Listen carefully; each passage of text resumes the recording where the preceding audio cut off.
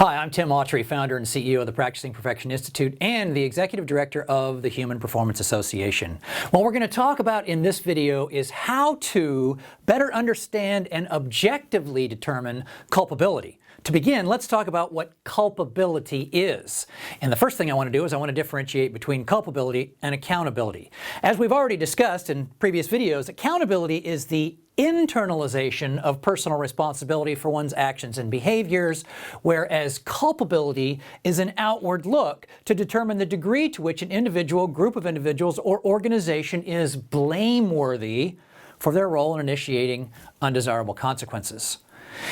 And oftentimes when we're looking for culpability, we're looking for someone to point fingers at and somebody to punish. So relative to the whole punish thing, let's get that in proper perspective before we go any further. We come back to the foundational precepts for next level human performance. And let's take a quick look here at precept number 3, which is people come to work wanting to do a good job.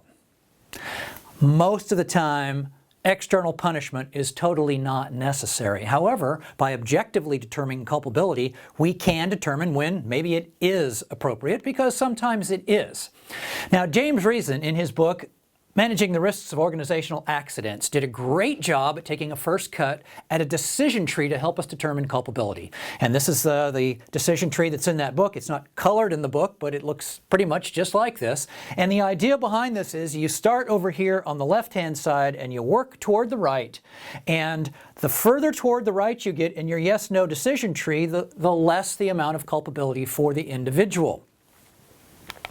I want to springboard off of that, and I want to springboard forward to another book written by Sidney Dekker entitled The Field Guide to Understanding Human Error. In this book, what Sidney does is he does a great job of helping us to identify that when we're looking at a human error, the first thing we need to do is recognize that if it's Monday morning and we're Monday morning quarterbacking, so to speak, we have a different perspective than the worker or the individual had at the moment in time when they made the choice that they made. So before we can even start thinking about assessing culpability, we need, to the best of our ability, understand why the individual made the choices they did at the time they did, under the conditions they did. And rather than taking this, 5,000-foot view from outside of the maze, to the best of our ability, what we need to do is put ourselves inside the maze to help figure out what actually happened and why it happened and why the choices that were made were actually made. Now, once you do that, then what I recommend you do is go to the culpability decision tree, which we have developed in the Practicing Perfection Institute.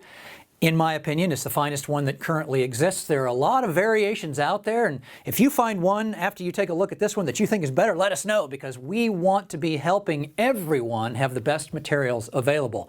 And what this is an evolution of what James Reason started many, many years ago. And one of the things I really want you to take a look at on this particular version of the culpability decision tree is the blue box down here in the lower right-hand corner.